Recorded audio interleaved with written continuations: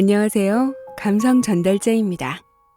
오늘 소개해드릴 책은요, 빌 퍼킨스의 역전하는 법입니다.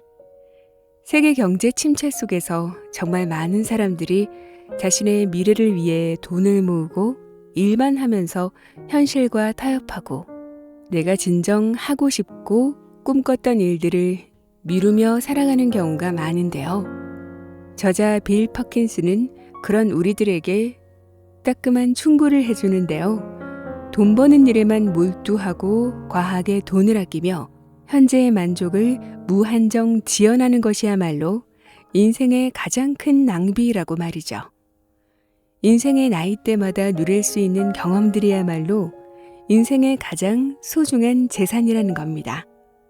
그리고 그 경험들의 과감한 투자야말로 돈과 시간의 가치를 극대화하는 일이며 진정으로 인생을 역전하는 법이라고 말합니다. 저자는 기존의 자기계발서들과는 좀 다른 관점에서 인생의 소중한 가치를 전달하고 있는데요. 어떤 내용인지 지금부터 역전하는 법, 책 속 일부분을 들려드릴게요. 추억 배당금. 이번 장은 경험에 투자하는 법을 다룹니다. 하지만 경험이 과연 실제 투자처가 될 수 있나요? 경험을 하려면 시간과 돈이 든다는 건 쉽게 이해할 수 있죠. 경험을 누린 시간 동안 우리는 즐거움을 얻으니 그 이유만으로도 경험에는 가치가 부여됩니다. 그런데 제가 왜 이 경험이 미래에 대한 투자라고도 말씀드리는지 그 이유를 지금부터 설명하겠습니다. 우선 과연 투자란 무엇인지부터 살펴보도록 하죠. 투자란 단어를 들으면 우리는 보통 주식시장을 떠올립니다. 혹은 채권을 떠올릴 수도 있고요. 혹은 주식, 채권, 부동산처럼 각기 다른 투자수단이 결합된 포트폴리오도 있죠. 이런 여러 투자의 공통점은 무엇일까요? 모두 미래의 수익을 발생시키기 위한 메커니즘이라는 점입니다. 예를 들어 IBM의 주식을 샀다는 것은 나중에 구입가보다 높은 가격에 그 주식을 되팔거나 혹은 적어도 IBM이 매년 거둔 수익 중 주주들에게 부여하는 소량의 배당금을 받으려는 의도를 나타냅니다. 부동산도 똑같습니다. 어떤 집을 구입하면서 우리는 나중에 그 집을 팔아서 수익을 낼 생각을 하죠. 보유기간 동안에는 세를 놔서 매달 세입자에게 고정 수입을 얻을 수도 있고요. 만약 여러분이 어떤 제품을 생산하는 사업체를 소유하고 있다면 제품의 불량품은 줄이고 2배 더 빨리 생산할 수 있는 새 기계를 구입하는 것은 여러분의 비즈니스에 대한 투자인 셈입니다. 여기까지는 아주 일반적인 상황입니다. 이제 이 개념을 좀 더 확장해서 우리가 투자라고 구태여 여기지 않으면서도 늘 행하고 있는 일들을 떠올려 봅시다. 예를 들어서 여러분이 부모이고 자녀가 대학이나 대학원에 진학하도록 학비를 내준다고 칩시다. 매년 수만 달러의 학비를 지불하는 이유는 뭔가요? 그럴 만한 가치가 있다고 생각하기 때문이죠. 여러분의 아들 혹은 딸이 능력과 학위를 얻고 졸업하여 대학 졸업장 없이는 이루기 힘든 높은 수입을 미래에 얻도록 돕기 위함입니다. 하지만 학위가 과연 도움이 될지 의심이 드는 경우라면 어떨까요? 만약 여러분의 아들이 히말라야 양식의 바구니 짜는 법을 공부하고 싶어 하는데 앞으로는 로봇이 값비싼 바구니 제작하는 일을 모두 대체하게 될 거라는 뉴스를 접했다면요. 그럼 아마 아들의 대학 등록금을 내고 싶은 마음이 싹 사라지겠죠. 이러한 사항들을 고려하는 순간 우리는 부동산이나 공장 기계를 구입할 때와 마찬가지로 투자 결정을 내리고 있는 것입니다. 경제학자들은 심지어 교육비 지출을 일컬어 인적 자본 투자라고 부르기까지 하죠. 이처럼 우리는 자기 자신 또는 다른 사람에게 투자할 수 있습니다. 장래에 그 투자로 인해 보상을 받을 수 있다고 생각한다면 투자할 수 있는 거죠. 여기서 한 발 더 나아가 보도록 합시다. 투자로 얻게 되는 보상이 반드시 돈이어야만 하는 건 아니라고 말이죠. 예를 들어 본인의 딸에게 수영이나 자전거 타는 법을 가르칠 때 우리는 그 기술을 통해 더 나은 직업을 얻으리라고 생각해서 그러는 게 아닙니다. 경험도 마찬가지죠. 경험에 시간이나 돈을 사용하는 그 순간만 즐거움을 얻는 게 아닙니다. 향후의 배당, 즉 추억 배당금도 얻을 수 있죠. 경험에서 배당금이 발생하는 이유는 우리 인간에게 기억하는 능력이 있기 때문입니다. 여러 공상과학 영화와는 달리 우리는 매일 아침에 뇌가 텅 빈 상태로 잠에서 깨지 않습니다. 언제든지 접속 가능한 상당량의 기억들이 사전에 탑재된 채로 아침을 맞이하죠. 주로 세상을 돌아다니고 탐색하는 데 쓰입니다. 그래서 둥근 손잡이가 돌출해 있는 널찍한 직사각형 형태의 판을 앞에 두고 이게 뭐더라 하고 궁금해하지 않죠. 그게 문이란 걸 이미 알고 있습니다. 또한 그 문을 여는 방법도 알고 있습니다. 이렇듯 문이 무엇인지 한번 학습해둔 이익은 상당합니다. 여러분이 얼마나 많은 문을 열 줄 아는지 생각해 보세요. 실없는 예시처럼 들릴지 모르지만 실제로 기억이 우리에게 어떤 보상을 안기는지 말해줍니다. 기억은 미래의 자신에 대한 투자이며 추억 배당금을 지급하고 우리가 더욱 풍성한 삶을 누리도록 도와주죠. 지금 부엌에서 커피를 내리고 있는 사람을 발견해도 낯선 사람을 만났을 때처럼 긴장하지 않아도 됩니다. 그 사람이 당신이 사랑하는 사람이라는 것, 그리고 그 사람을 사랑하는 이유를 알고 있으니까요. 그 사람과 맺은 관계의 역사, 과거에 서로 나눴던 대화와 함께한 경험이 그 사람에 대한 현재의 감정을 형성한 것입니다. 그 어떤 종류의 경험에 투자해도 마찬가지입니다. 어떤 경험을 하게 되면 우리는 찰나에 순간적인 즐거움을 얻음은 물론 차후에 반추해 볼 수 있는 기억까지 형성하게 됩니다. 살아있는 인간 존재로서 갖는 특징이기도 합니다. 좋든 싫든 간에 우리는 그 경험을 적어도 한 번 이상 재경험할 수밖에 없습니다. 좋아하는 노래를 듣거나 익숙한 냄새를 맡거나 예전 사진을 들여다보는 순간 우리의 기억은 자극을 받아 과거의 경험을 되살려내죠. 이런 회상으로 인해 얻는 즐거움은 원래의 경험이 주었던 것에 비하면 아주 적을지도 모르지만 그래도 이러한 기억들이 겹쳐지면서 우리 자신을 형성하죠. 앞서 이야기했던 제 친구 제이슨도 역시 이런 이유 덕분에 유럽 배낭여행의 추억이 절대 지워지지 않을 겁니다. 사람들이 사진첩을 보관하는 이유도 같습니다. 집에 불이 났을 때 다른 재산보다도 먼저 사진첩을 들고 나오는 경우가 잦은 이유도 여기에 있죠. 그런 위기의 순간에 사람들은 다른 것들은 대체할 수 있지만 추억은 값을 매길 수 없을 만큼 소중하다는 것을 재빨리 알아채는 겁니다. 추억 배당금은 너무나도 강력하고 소중하기에 테크놀로지 기업들은 이를 수익화해서 수십억 달러의 부를 창출합니다.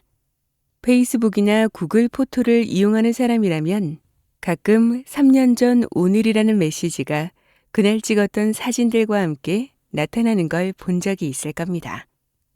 이 기능을 통해 해당 기업은 여러분의 추억 배당금에 접속하여 뭉클한 감정을 불러일으킵니다.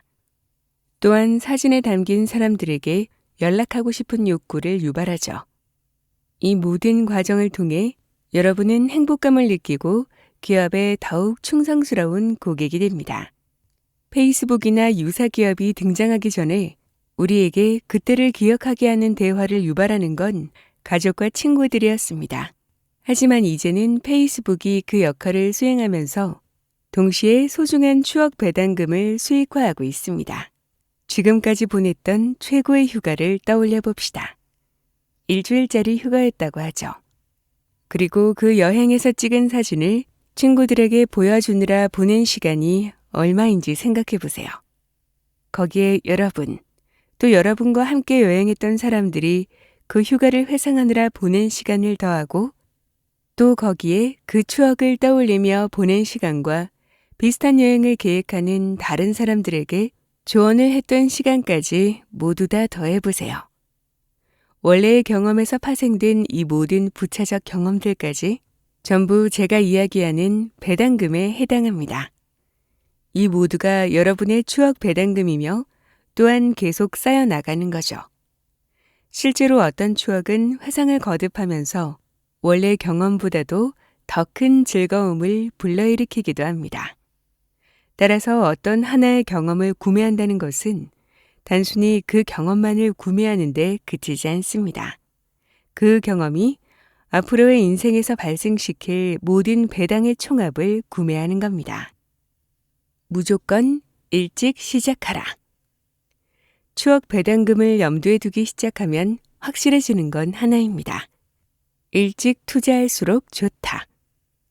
일찍 투자를 시작할수록 추억 배당금을 받을 수 있는 시간도 그만큼 늘어나는 것이죠. 예를 들어 20대에 경험 투자를 시작한다면 추억 배당금의 꼬리가 길어집니다. 그러면 투자 수익의 머리보다 합산된 꼬리가 더 높은 수치를 기록할 가능성도 그만큼 커지고요. 멋진 경험을 누리기 시작할 때가 죽는 날에 더 가까울수록 추억 배당금의 누적액이 적어지는 건 당연한 일입니다. 워런 버핏을 비롯한 여러 투자 전문가의 조언이 돈을 불리기 위해 노력하라는 것이라면 제 말은 될 수 있는 한 가장 부유한 삶을 누리기 위해 노력하라는 겁니다. 그리고 제가 말하는 부유함이란 경험, 모험, 기억의 영역이죠. 여러분에게 돈이 있어야 하는 이유를 제공하는 그 영역에서 부유해지라는 뜻입니다. 저의 투자 조언을 간단히 요약해 보겠습니다. 여러분의 인생 경험에 투자하세요. 그리고 무조건 일찍 시작하세요. 이렇게 이야기하는 사람이 있을지도 모르겠군요. 나는 지금 빈털터리인데 대체 어떻게 일찍부터 경험에 투자하라는 겁니까? 그러나 경험에 투자하라는 건 같지도 않은 돈을 쓰라는 의미가 아닙니다. 일반적으로 경험에서 얻는 즐거움과 만족감은 시간과 돈, 둘이 함께 작용하는 함수입니다. 일반적인 경우 더 많은 돈과 시간을 경험에 쏟을수록 그로부터 얻는 만족감도 커지죠. 하지만 젊고 건강한 상태일 때라면 굳이 많은 비용이 들어가지 않더라도 커다란 즐거움을 얻을 수 있습니다. 그러니 젊지만 가난한 당신에게 드리는 제 조언은 될 수 있는 한 공짜나 공짜에 가까운 경험들을 찾아보라는 겁니다. 공짜 야외 콘서트나 공공기관에서 주최하는 페스티벌은 어떨까요? 친구들과 수다를 떨고 함께 어울리고 게임을 즐길 수도 있습니다. 혹은 걸어서 혹은 대중교통으로 시내를 둘러볼 수도 있죠. 공짜거나 거의 무료로 얻을 수 있는 이런 즐거움들을 우리는 대부분 충분히 이용하고 있지 않습니다. 제 경우는 그렇습니다만 여러분은 어떤가요? 자신의 모험을 직접 선택하라. 특히 성장 과정에서는 우리에게 수많은 경험이 강요됩니다. 학교에 가야 하고 과학 수업에서는 개구리를 해부해야 하죠. 하지만 어른이 되고 나면 수많은 경험을 스스로 선택할 수 있죠. 인생을 어떻게 탐구하고 싶은지 생각하고 자신의 돈과 시간을 어디에 투자할지, 언제 투자할지 스스로 결정하게 됩니다. 하지만 안타깝게도 이러한 자유를 대부분 충분히 활용하지 못합니다. 일정 범위 내에서는 주의 깊게 선택을 합니다. 직업이나 취미, 인간관계나 휴가지 같은 것들이죠. 하지만 인생의 상당 부분을 그냥 자동 조종 모드에 맡겨버리죠. 마치 다른 누군가가 우리의 행동을 조작이라도 하듯 세상을 살아가면서 돈과 시간을 어떻게 사용할지에 대해 충분히 고민하지 않습니다. 커피를 마시는 습관을 보면 금방 알 수 있습니다.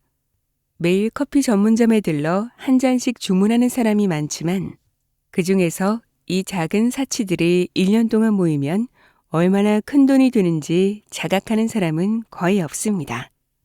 여러분에게 매일 커피 한 잔 마실 돈을 아껴서 부자가 되어라 라고 하려는 게 아닙니다. 하지만 모카, 라떼, 프라푸치노에 매일 쓰는 돈 수천 달러를 가지고 즐길 수 있는 경험이 얼마나 많은지 한번 생각해 보세요. 제가 이 문제를 제기할 때마다 주로 돌아오는 응답은 하지만 전 1일 1 스타벅스가 좋은 거요? 입니다. 꼭 그렇다는데 제가 뭐라고 할 수 있겠어요?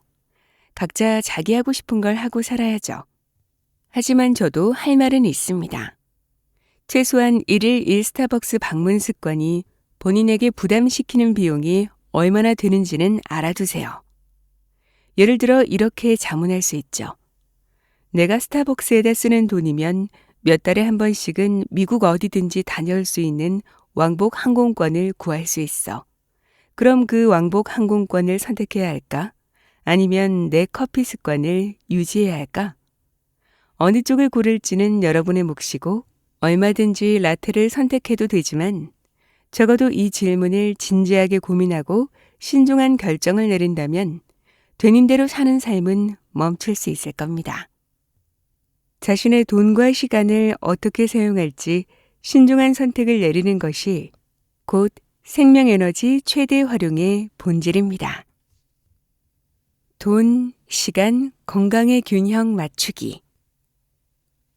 사람이 인생을 최대한 활용하기 위해 필요한 세 가지 기본 요소, 돈, 시간, 건강에 대해 생각해 봅시다. 문제는 이 세 가지가 한꺼번에 모두 갖춰지는 일은 아주 드물다는 겁니다. 젊을 때는 건강과 시간이 풍족하지만 대개는 돈이 많지 않죠. 60대, 70대나 그 이상의 은퇴자라면 시간도 많고 젊은이보다는 돈도 많을 수 있겠지만 안타깝게도 건강이 약해져서 젊은이에 비해 시간과 돈을 즐길 수 있는 능력이 감소된 상태일 겁니다. 이 두 극단 사이에 어떤 일이 벌어지나요? 저는 그 시기를 진정한 황금기라고 생각합니다. 보통은 건강과 재산이 훌륭한 조합을 이루는 시기니까요. 예를 들어 35세는 25세가 할 수 있는 대부분의 활동을 실천할 수 있을 만큼 여전히 건강하면서도 25세보다 훨씬 더 많은 돈을 법니다. 40세 혹은 더 높여서 50세는 일반적으로 30세에 비해 건강이 다소 나쁘지만 여전히 꽤 좋은 건강 상태를 유지하고 있고 또 일반적으로 25세나 35세에 비해 수입도 높죠. 그래서 이 아주 젊지도 늙지도 않은 중년기에는 대개 다른 문제, 시간 부족에 시달립니다. 특히 자녀가 있는 경우에 더욱 그렇습니다. 시간 부족 문제는 이들이 긍정적인 인생 경험을 누리는데 가장 큰 장애물입니다.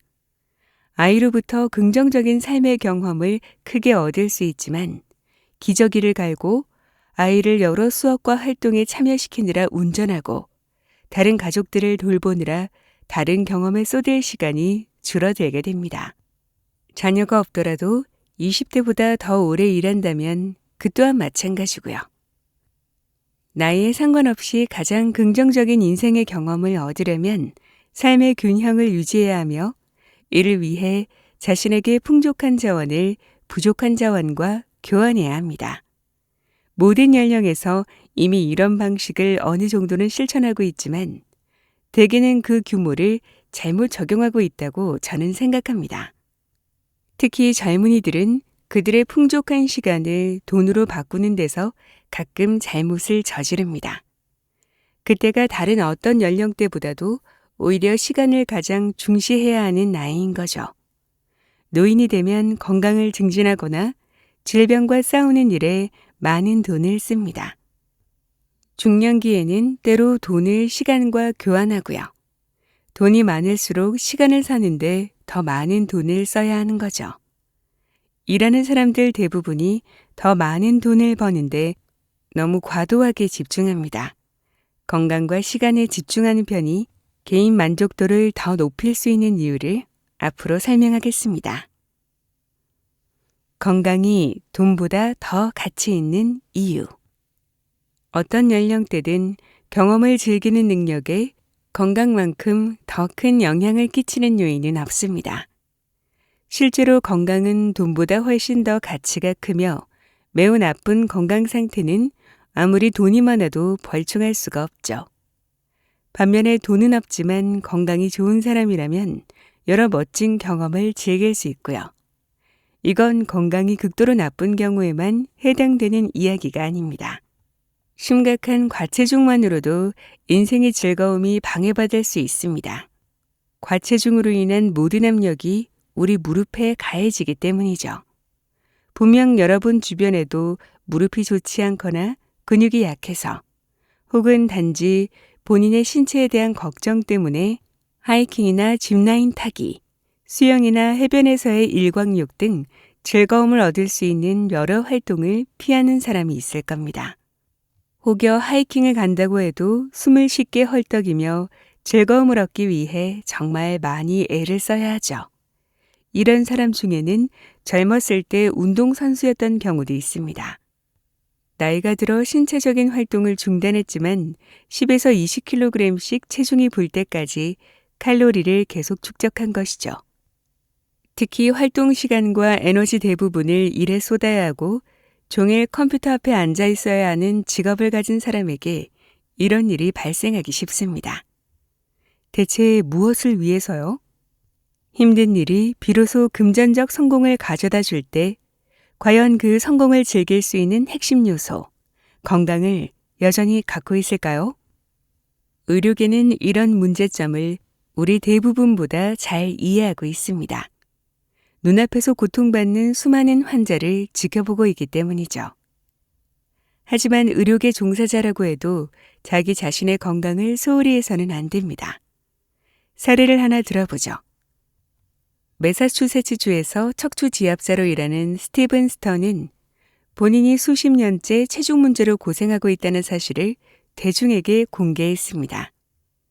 통증을 호소하는 환자들을 오랫동안 치료해 오면서도 정작 본인의 체중이 불어나는 건 방치했던 것이죠. 운동도 하고 일부 체중을 좀 줄이기도 했지만 운동을 그만두는 순간 몸무게는 원상태가 됐고 힘들게 얻은 체력도 잃어버리곤 했습니다. 59세가 되었을 때 스턴은 마침내 이런 패턴을 반복하다가는 결국 본인이 치료해왔던 불행한 환자의 운명을 피할 수 없다는 사실을 깨달았습니다. 그의 이야기를 다룬 기사에는 이렇게 적혀 있습니다. 그는 본인 나이 혹은 본인보다 좀 더 어리지만 좋아하는 일을 할 능력을 잃은 환자들을 지켜봐왔다. 부상이나 질병 때문만이 아니라 단지 자신의 건강을 무시해서 그렇게 된 환자들이 많았다. 그는 이 시기에 사람들이 신체적 능력을 잃게 되면 대개는 다시 회복되지 못한다는 사실을 알고 있었다. 그래서 스턴은 60세가 되기 전에 다시 건강해지기로 결심했습니다. 그리고 이번에는 과거보다 좀 더 점진적인 건강관리법을 선택했죠. 그의 몸은 이제 젊었을 때 견뎌냈던 격렬한 훈련을 감당할 수 없었지만 걷기와 맨몸 체조를 통해 상당한 체력을 회복할 수 있었습니다. 이 느리지만 꾸준한 운동법은 효과가 있었죠. 오래된 무릎 통증이 사라졌으며 66세에도 그는 무릎을 구부리고 물구나무 서기처럼 힘과 균형감이 필요한 동작을 해낼 수 있었습니다. 체력을 향상하려는 그의 노력은 새로운 자신감과 능력, 그리고 딸과 함께 산을 오르는 일 같은 다른 방법으로는 도저히 얻을 수 없는 즐거운 경험들로 보상을 받았습니다.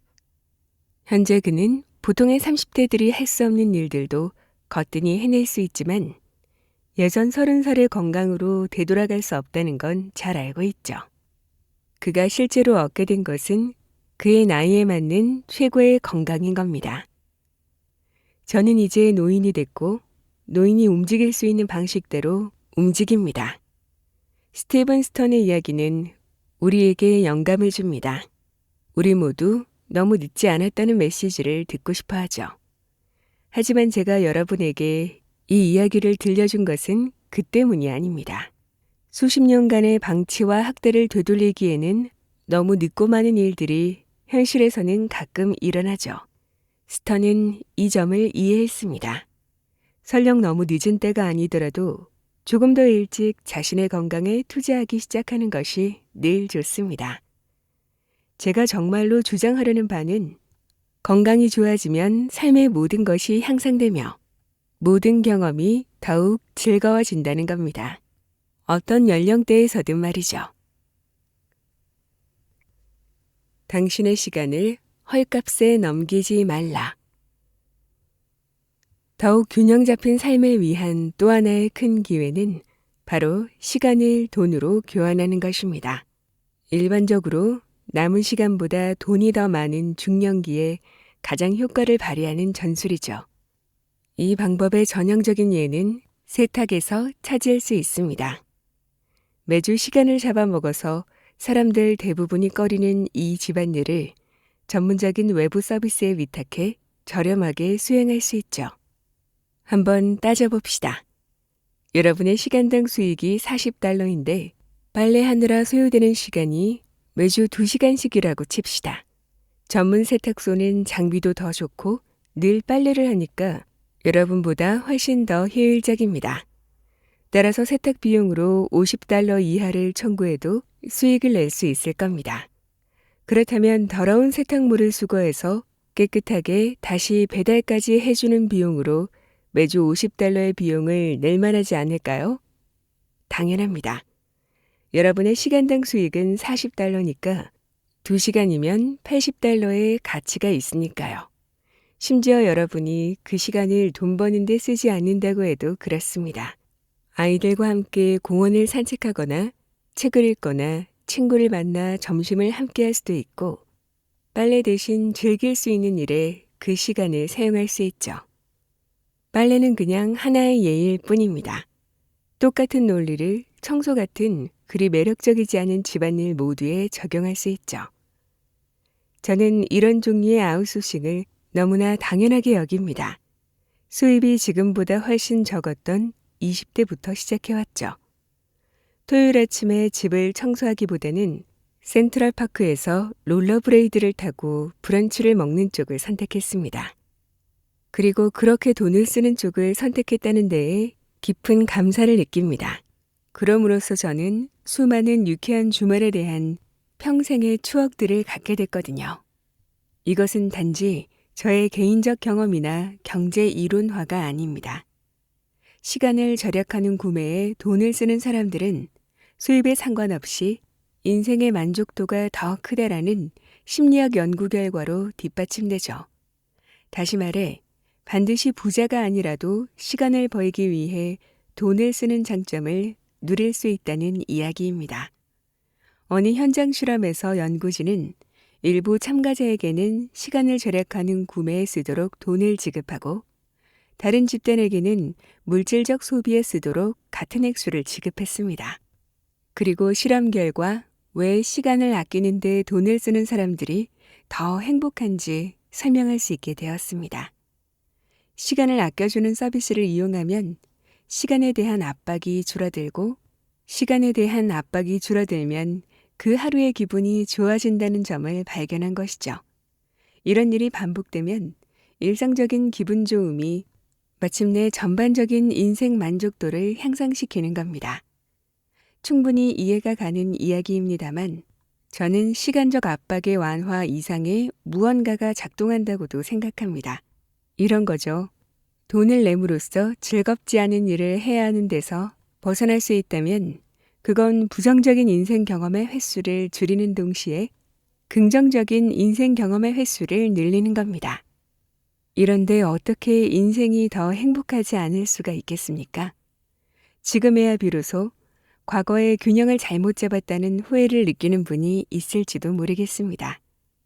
여러분이 현재 35세 혹은 40세인데 20대의 모든 시간을 돈을 버는 데 쓰느라 수많은 멋진 경험들을 놓쳐버렸다고 치죠. 그 시간을 되돌릴 순 없지만 지금이라도 인생의 균형을 다시 잡을 수는 있습니다.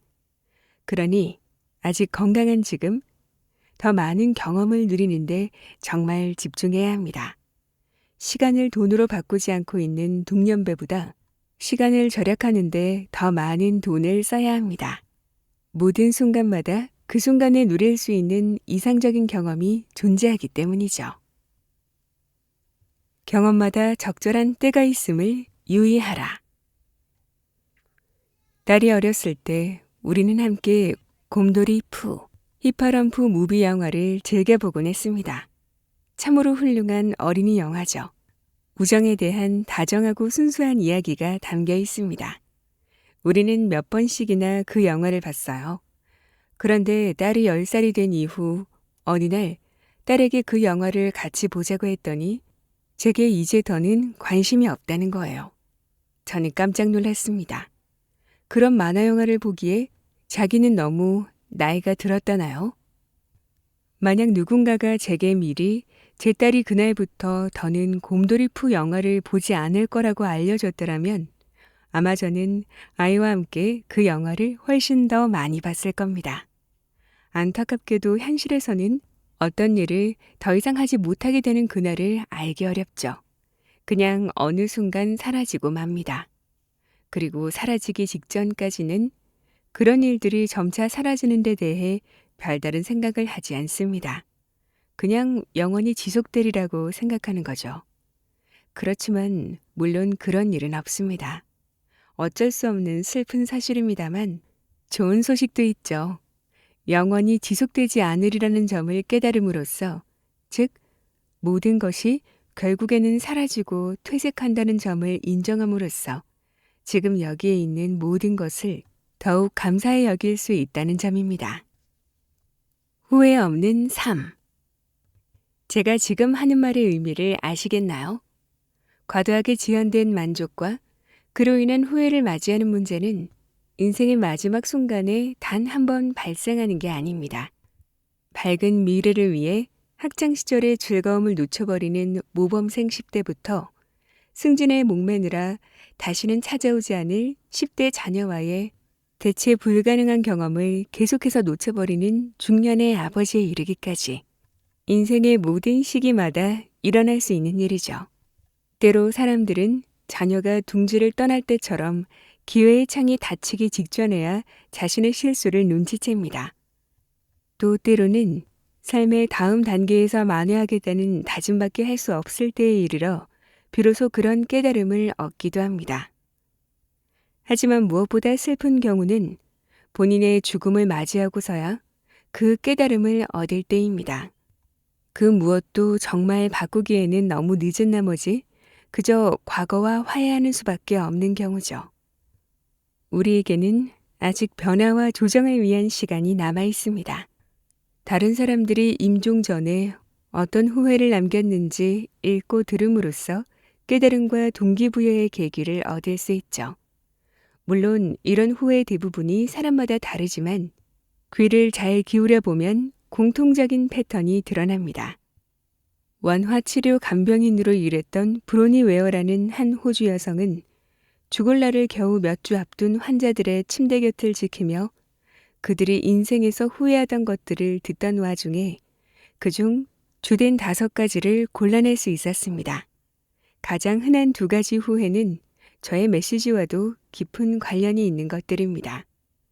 그 환자들의 가장 큰 후회는 다른 사람들이 기대하는 삶이 아닌 자신에게 솔직한 삶을 살 용기를 가졌더라면이었습니다. 자신의 꿈을 좇으며 살지 못했다는, 또 그로 인해 충족되지 못한 그 꿈들에 대한 후회였죠. 인생에서 우리에게 진정 가치 있는 바를 무시하고 주변 사회가 바라는 길을 추구한다면 인생의 마지막에 깊은 후회를 맞이할 위험을 지게 되는 겁니다. 같은 맥락에서 2번째로 많은 후회이자 브로니 웨어가 담당한 남성 환자들의 가장 큰 후회였던 것은 그렇게 열심히 일하지 않았더라면이었습니다. 이 후회는 지금까지 제가 주장했던 바의 핵심을 찌르고 있죠. 웨어는 이렇게 적었습니다. 제가 간호한 모든 남성은 직장 생활이라는 러닝머신 위에서 그토록 긴 시간을 허비했다는 점을 깊게 후회했습니다. 여성 환자들도 같은 후회를 하긴 했지만 웨어 역시 지적했듯 이들은 주로 9세대 사람들이라 직장 생활을 경험한 여성은 매우 적은 편이었죠.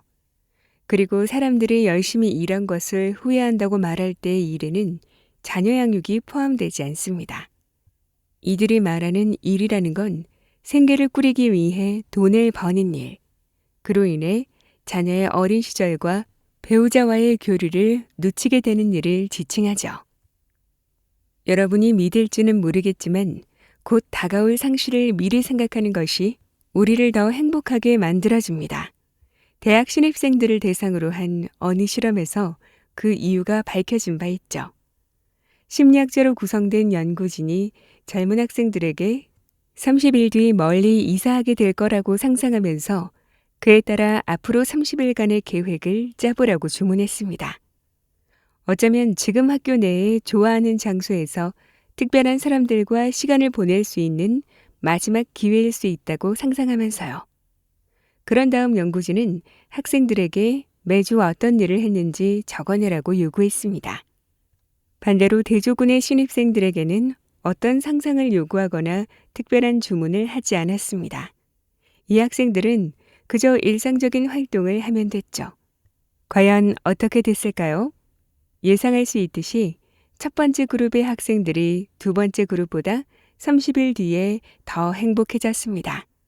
뭔가 더 많은 활동을 했든 아니면 일상적인 일에서 더 즐거움을 짜냈든 시간이 제한되어 있다는 생각만으로도 분명 효과가 발휘된 겁니다. 이 실험이 시사하는 바가 뭘까요? 시간이 한정되어 있다는 점을 인식함으로써 우리는 허락된 시간을 최대한 활용하고자 하는 동기를 확실히 부여받게 된다는 거죠. 이런 효과는 새로운 곳으로 휴가를 떠나려 할 때 경험할 수 있습니다. 일주일 뒤에 휴가지에 도착할 예정이라는 걸 아는 관광객은 그곳의 명소, 일정, 고유한 경험들을 미리 계획하곤 하죠. 친구를 만나는 경우라면 그들과 함께 즐거운 시간을 보내면서 매 순간을 즐기려 할 겁니다. 즉, 시간을 희소 자원으로서 다루기 위해 의식적으로 최대한의 노력을 기울이겠죠. 그런데 다시 집으로 돌아온 뒤의 일상은 매우 다릅니다. 자신이 사는 지역에 매일 보는 명소는 그냥 당연하게 여기고 말겠죠. 그건 우리가 다른 고민거리와 일상의 책임감에 치여 살기 때문만도 늘 휴가 중인 듯이 사는 게 현실적이지 않기 때문만도 아닙니다. 그 이상의 이유가 있죠. 사람들 대부분이 집 근처에서는 시간의 긴급함이 없다고 생각하기 때문입니다. 우리는 언제라도 주변의 박물관이나 인근 해변을 방문하고 친구를 만날 수 있을 것처럼 행동합니다. 그렇기에 저녁 시간을 TV 시청으로 보내거나 주말도 허비해버리죠.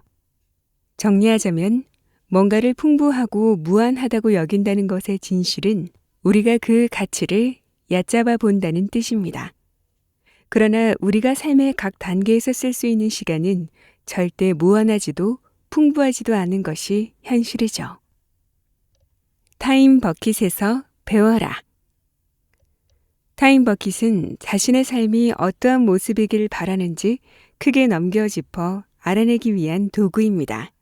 이렇게 해보세요. 지금부터 죽을 때까지 자기 인생의 타임라인을 쭉 그려본 다음 5년에서 10년 주기로 나눠보는 겁니다. 30세부터 40세 혹은 70세부터 75세처럼 몇 년씩 임의로 묶은 각 주기가 바로 타임 버킷인 거죠.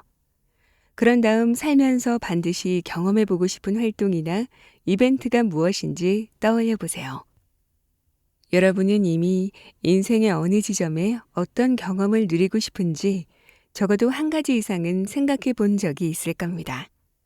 예를 들면 이런 것들이죠. 아이를 갖고 싶어. 마라톤에 참가하고 싶어. 히말라야를 등반할 거야. 집을 지어야지. 특허를 출원하겠어. 내 사업을 시작하고 싶어. 스키를 50번 탈 거야. 오페라 관람을 하고 싶어. 고전소설 20권을 읽겠어. 아이를 데리고 디즈니랜드를 3번 가야지. 무엇이든 아이디어를 내보세요. 원하는 만큼 창의적으로. 이 목록은 여러분이 어떤 사람인지 보여주는 독특한 표현법이 될 겁니다. 우리의 인생 경험이 곧 우리를 만들기 때문이죠. 여기서 핵심은 목록을 작성할 때 돈 걱정은 하지 말라는 겁니다. 이 시점에서 돈은 자신이 바라는 삶의 모습을 그려보겠다는 궁극적인 목적에 방해만 될 뿐입니다. 자신만의 목록을 완성했다면 이제 각각의 경험을 언제 하는 게 가장 이상적일지 생각하면서 각 항목을 특정 버킷들에 채워 넣으세요. 예를 들어 스키 50회 타기라는 경험을 어느 버킷에서 누리고 싶은가요? 여기서도 마찬가지로 돈에 대해서는 아직 생각하지 않기로 합니다. 그보다는 각 경험을 정말 언제 누리길 원하는지에 집중하세요. 이렇게 버킷을 결정하는 일 중에서 다른 일에 비해 더 쉬운 결정이 있을 겁니다. 아마도 일생에서 즐기고 싶은 아주 멋진 경험에 대해 이미 여러분이 확고하게 생각해 둔 바가 있을 테니까요. 타임 버킷을 시도해 보면 일반적으로 어떤 경험은 특정 연령대와 더 잘 맞는다는 걸 깨닫게 될 겁니다. 예를 들어 등산하기나 시끄러운 콘서트 참가하기는 젊었을 때 해야 훨씬 더 재밌죠. 이렇게 타임 버킷을 하다 보면 마침내 모든 일에는 적절한 때가 있다는 것을 깨닫게 됩니다. 다시 말해서 원하는 경험 중 일부가 다른 경험들과 충돌한다는 점을 느끼기 시작할 거라는 이야기죠. 또는 지금 당장 계획을 세우지 않는다면 여러분이 원하는 일이 일어나지 않는다는 점을 알게 됩니다. 그리고 명확히 해야 할 것은 이 타임 버킷 목록은 소위 말하는 버킷리스트와는 정반대라는 점입니다. 버킷리스트란 죽음을 지칭하는 관용적 표현인 킥 더 버킷에서 비롯되었습니다. 말 그대로 죽기 전에 이루고 싶은 것을 정리해 놓은 목록을 뜻하죠. 이와는 반대로 타임 버킷은 각각의 시기에 이루려는 목표를 나눠 놓음으로써 자신의 삶에 훨씬 더 능동적으로 접근할 수 있습니다. 그리하여 몇십 년 뒤의 삶까지 내다보고 다양한 활동, 이벤트, 경험들을 계획하는 거죠. 타임 버킷은 적극적인 인생 계획입니다. 저는 타임 버킷을 설정하는 부분이 참 좋았는데요.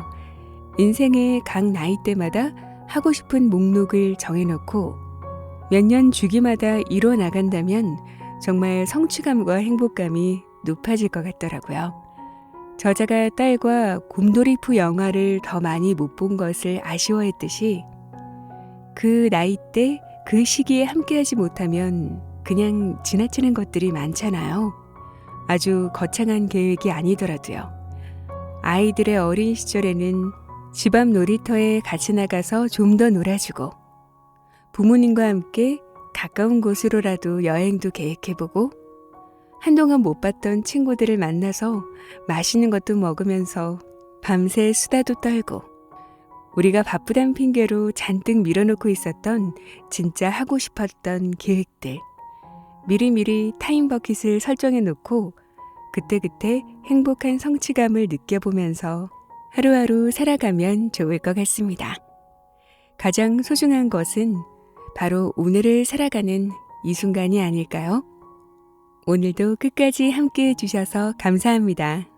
그럼 저는 또 좋은 책으로 찾아뵐게요.